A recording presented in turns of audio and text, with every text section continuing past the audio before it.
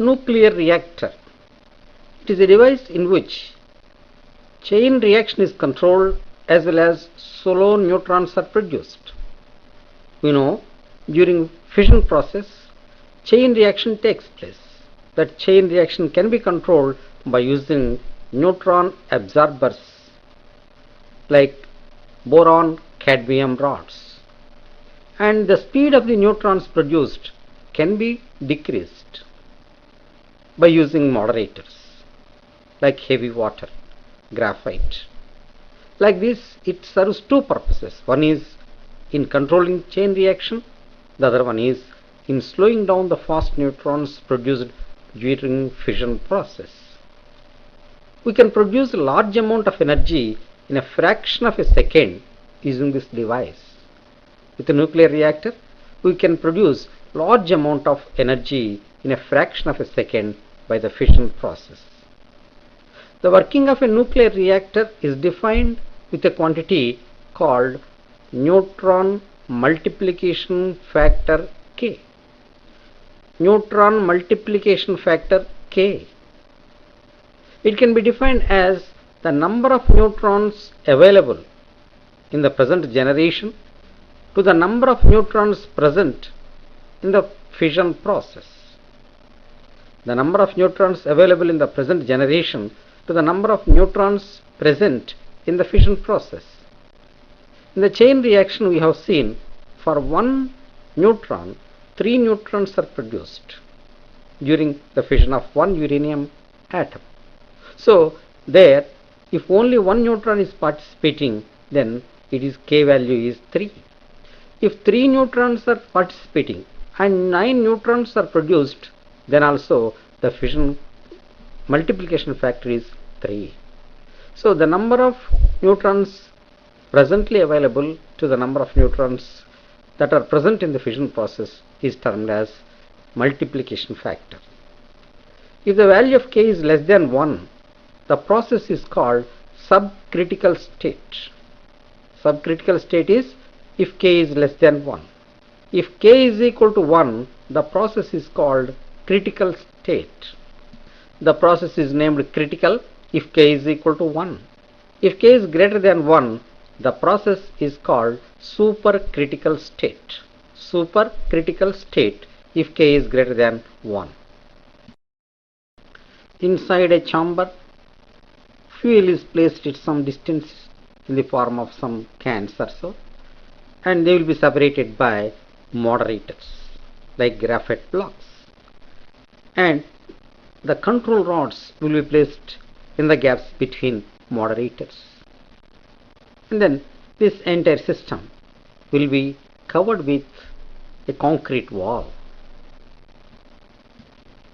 and there will be provision for the coolants, for the flow of coolants like water, and it will be sent in, and after flowing through the reactor, the water comes out, hot water comes out. So there will be a fluid, a coolant which is used for cooling the reactor. These are the essential parts of a nuclear reactor: fuel, control rods, moderators, radiation shielding, and coolant. Now let us analyze different parts of the nuclear reactor. One is fuel. Fuel is the fissionable material used in the nuclear reactor. The commonly used fuels are uranium-92-238, uranium-92-235, plutonium-94-236, thorium-90-232, etc. The fuel material is sealed in aluminum cylinders. Next, moderators. Moderator slows down the speed of fast neutrons produced in the fission process. Example: heavy water, beryllium, carbon in the form of pure graphite, hydrocarbon plastics. Next one is control rods.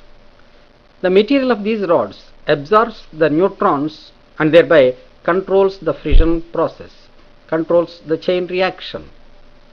Example of control rods are, materials of control rods are cadmium and boron. To change the rate of reaction, the rods are moved in and moved out. To change the rate of reaction, the rods are moved in and out. Now, radiation shielding.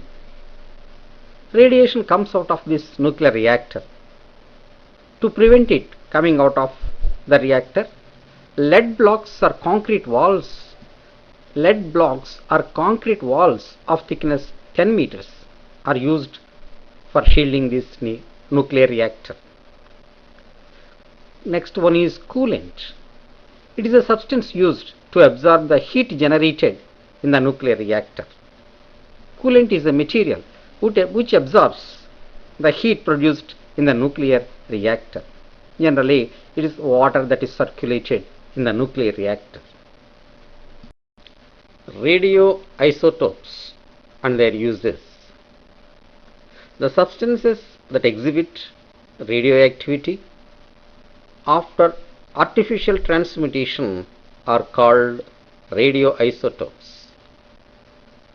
Radioisotopes are the substances which exhibit radioactivity during transmutation. They are produced in nuclear reactors. Isotopes are produced by nuclear reactors.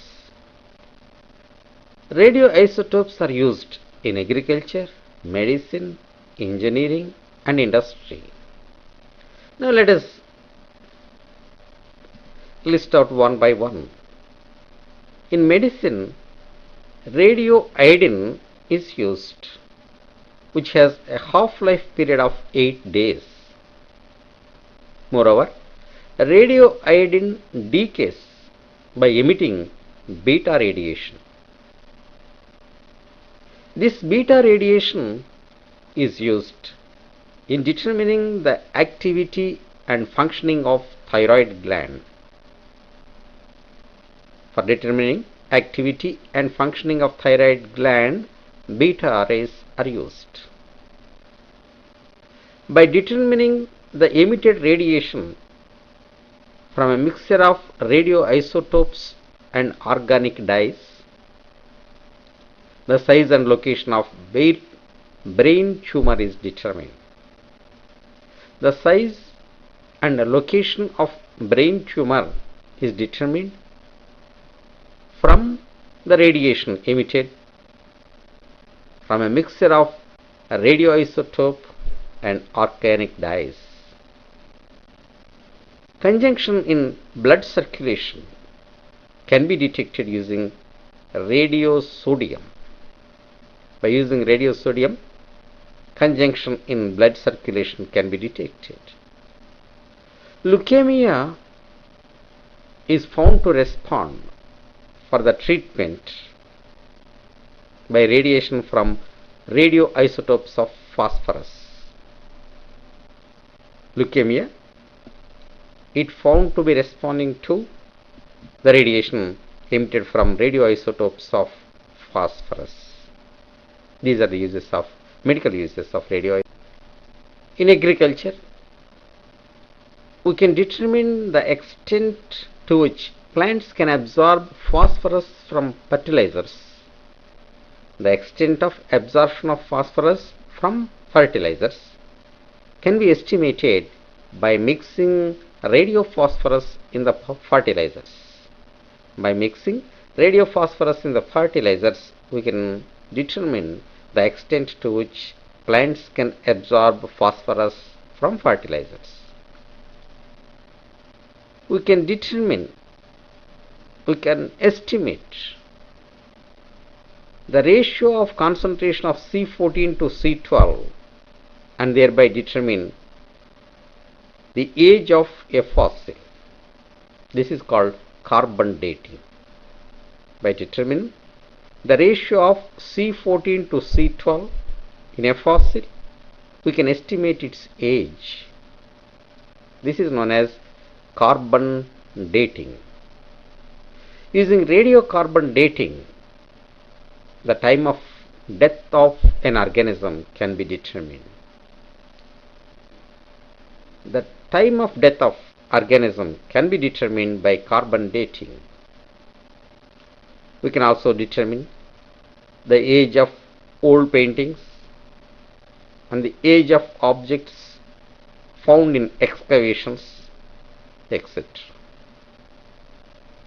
Radioisotopes are used to test the cracks in metal castings and welds. We can use radioisotopes to test the cracks in metal castings and welds without causing any damage to them. We can also use to test the wear and tear of engine parts like piston, rings, gears, ball bearings, and in deciding the efficiency of lubricants. We can use radioisotopes to determine wear and tear of engine parts like piston, rings, gears, ball bearings, and in deciding the efficiency of lubricants. These are the uses of radioisotopes. Radiation hazards. Living organisms are more sensitive to radiation. For example, if a body is exposed to small dose of X-rays or gamma rays, the temperature of the body increases. The temperature of living organisms increases if they are exposed to X-rays or gamma rays. But primitive animals seems to be less sensitive to this radiation. Due to the exposure to the radiation, the following effects may occur. The radiation exposure may damage living organism, and this damage is caused by electromagnetic radiation, that too mostly by gamma radiation. In electromagnetic radiation, gamma radiation is more dangerous, and by neutrons. Nuclear particle neutron is also dangerous. Exposure to neutrons is also dangerous. They damage intestinal mucus, impairment of production of the blood corpuscles, impairment of production of the blood corpuscles, damage to the system producing antibodies. They cause damage to the lens of the eye. They may aid the production of cancer cells, including leukemia. By inhaling radon gas, the lungs will be damaged.